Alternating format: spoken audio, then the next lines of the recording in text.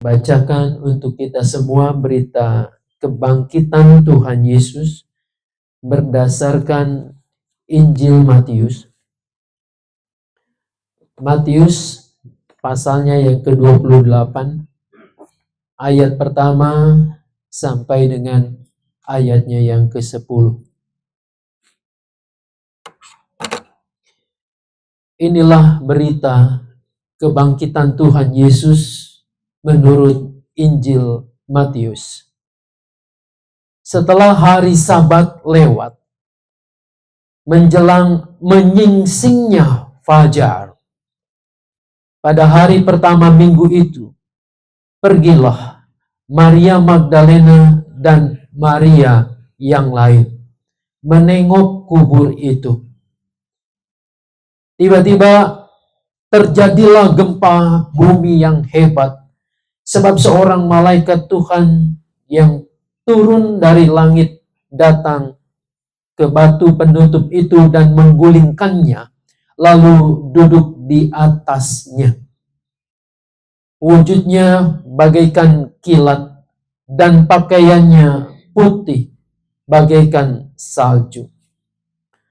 Penjaga-penjaga itu pun gentar ketakutan dan menjadi seperti orang mati.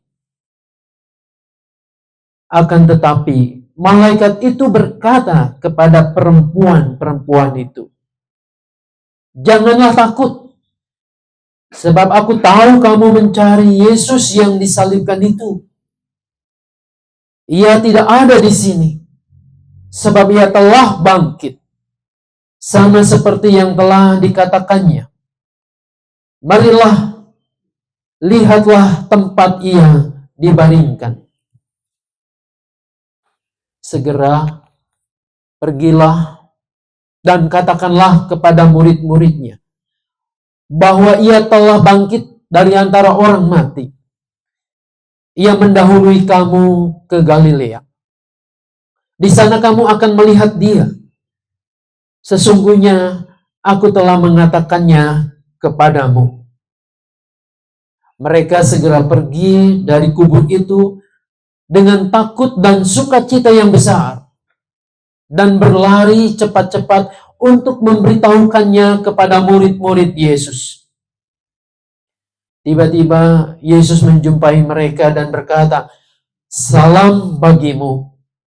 Mereka mendekatinya dan memeluk kakinya serta menyembahnya. Kata Yesus kepada mereka, "Jangan takut. Pergi dan katakanlah kepada saudara-saudaraku supaya mereka pergi ke Galilea, dan di sana mereka akan melihat aku." Sampai di sana berita kebangkitan Tuhan Yesus. Berbahagialah setiap kita yang mau mendengarkan firman Allah dan yang memeliharanya. Haleluya. Haleluya. Haleluya. Haleluya.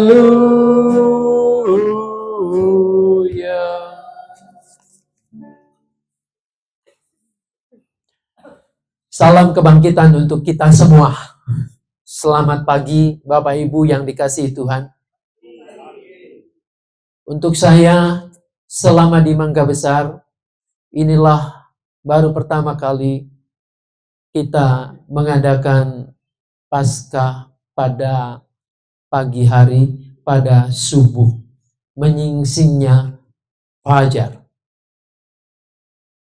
Rasanya menurut iman dan keyakinan kita bahwa ini bukanlah kebetulan. Tapi peristiwa ini walaupun sudah kita menyiapkannya, kita percaya bahwa Tuhan ingin mengatakan sesuatu untuk kita semua. Kita diajak bangkit. Kita diajak untuk melihat melampaui realita yang ada. Realita tentang kematian, realita tentang pesimisme, realita yang membelenggu kita untuk kita tidak berkembang. Kalau kita menikmati alam ini, fajar mulai menyingsing. Ketika tadi kita masuk ke ruangan aula, masih gelap. Remang dan terus akan bercahaya. Kurang lebih suasana situasi seperti inilah. Maria Magdalena dan Maria yang lain. Mereka pergi ke kubur Yesus. Apa alasannya? Mereka pagi-pagi benar. Setelah perayaan Sabat. Saudara-saudara, oleh karena Sabat menuntut umat Tuhan waktu itu tidak boleh melakukan apapun, termasuk perjalanan untuk ke kubur. Saya membayangkan Maria Magdalena dan Maria yang lain, dan tentu murid-murid Yesus yang lain, dalam situasi yang mencekam, yang cemas. Namun, di hati para perempuan yang sangat dekat secara emosional dengan Yesus ini, mereka berharap gelap segera akan berlalu, fajar akan menyingsing. Fajar itu dirindukan. Kenapa? Aturan Sabat itu tidak membebaskan mereka untuk pergi. Saya membayangkan ketika Anda dan saya ingin pergi ke suatu tempat. Mungkin ke tempat ini. Barangkali ada yang gelisah. Malamnya, kok saya nggak bisa tidur? Untuk segera menyambut pagi. Waktu kecil saya juga begitu. Kalau mau bepergian, pasti malamnya itu gelisah. Gelisah ini yang menghantui Maria Magdalena dan Maria yang lain serta murid-murid Yesus. Kapan paginya? Setelah pagi, pagi-pagi benar, Maria Magdalena dan Maria yang lain itu membawa minyak, membawa rempah-rempah, mungkin bunga. Mereka berjalan menuju kubur Yesus. Apa yang ada di benak, di pikiran mereka? Mereka ingin menghormati orang yang dicintai. Guru mereka yaitu Yesus. Pagi-pagi dirindukan supaya mereka bisa melepas untuk menghormati jasad Yesus. Saya berpikir ketika ada di posisi menjadi Maria Magdalena dan Maria yang lain itu, saya tidak berpikir bahwa ia akan bangkit, bahwa dia hidup. Alasannya apa? Ini digambarkan yang mereka bawa rempah-rempah dan minyak untuk memulasara jasad Yesus. Kalau mereka yakin dari semula, maka mereka tidak akan membawa itu. Mungkin mereka akan membawa narwastu murni, sama ketika Yesus di Betania itu diurapi. Ini perlengkapan hanya untuk mayat, untuk orang mati. Ini realita manusia. Mati ya sudah, mati saja. Kitab Ayub mengatakannya, apakah kalau manusia mati bisa bangun lagi? Tidak. Tetapi sungguh mencengangkan ketika mereka tiba di kubur itu. Coba imajinasi kita membayangkan pagi-pagi seperti ini masih remang-remang. Membayangkan di sana ada kuburnya Yesus. Lalu tiba-tiba ada cahaya, dan cahaya itu tepat di kubur itu. Ini sosok malaikat yang berkilauan. Ada di atas kubur itu. Lalu menyapa mereka, para perempuan ini. Cari siapa kalian di tempat ini?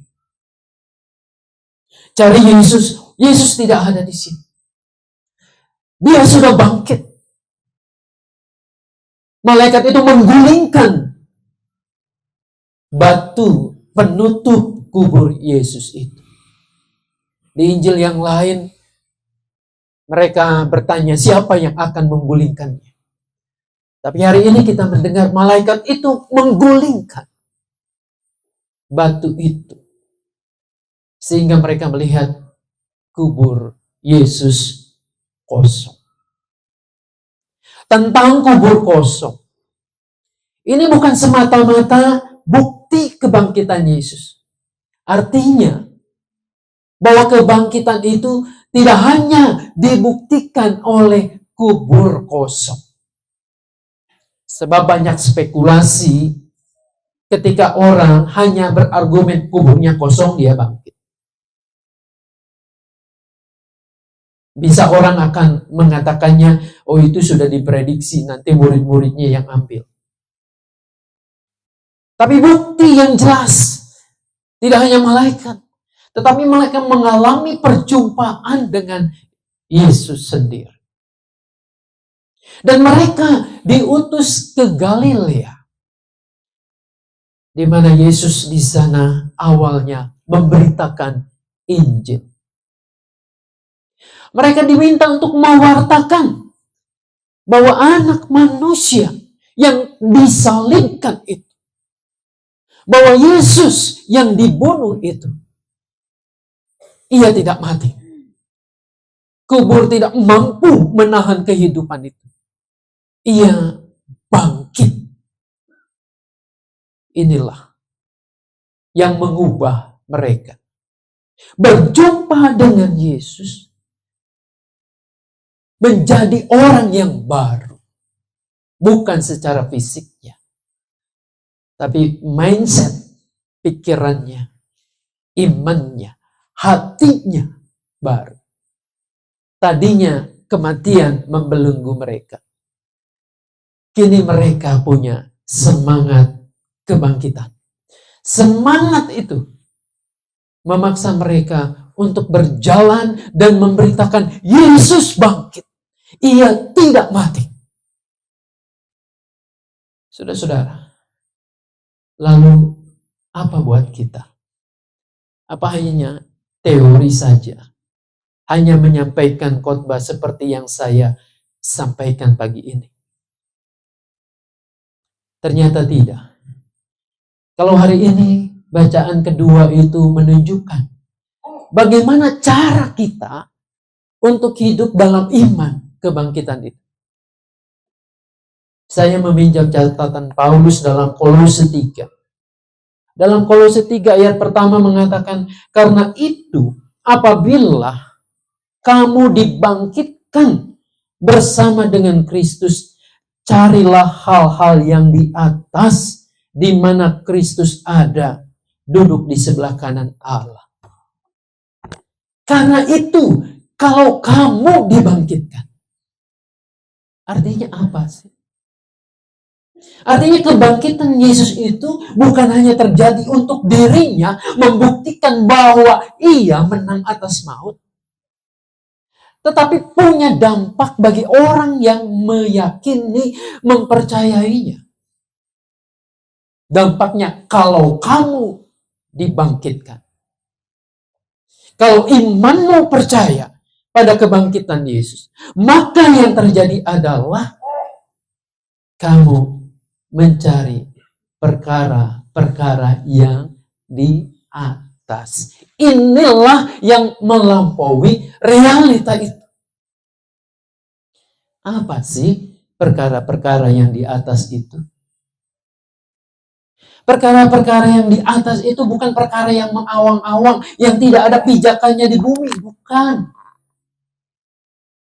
Perkara yang di atas itu bukan doktrin Trinitas, bukan sesuatu yang jelimet, yang susah. Bukan itu yang dimaksud.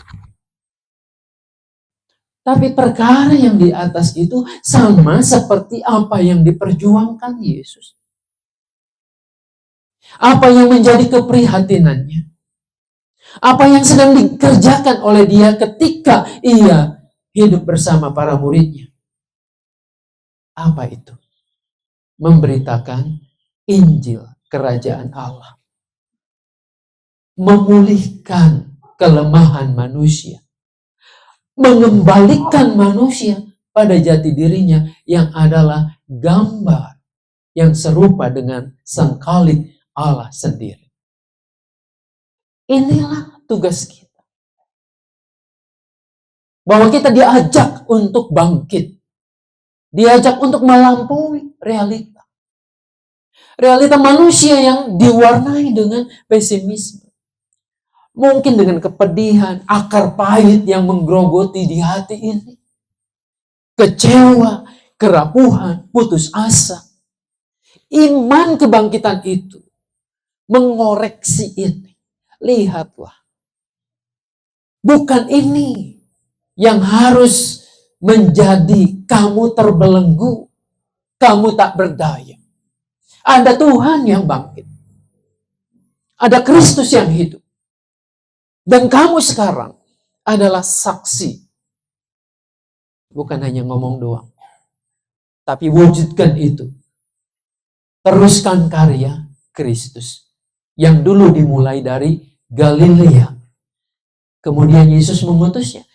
Galilea, Samaria, Yudea. Sampai ke ujung-ujung bumi.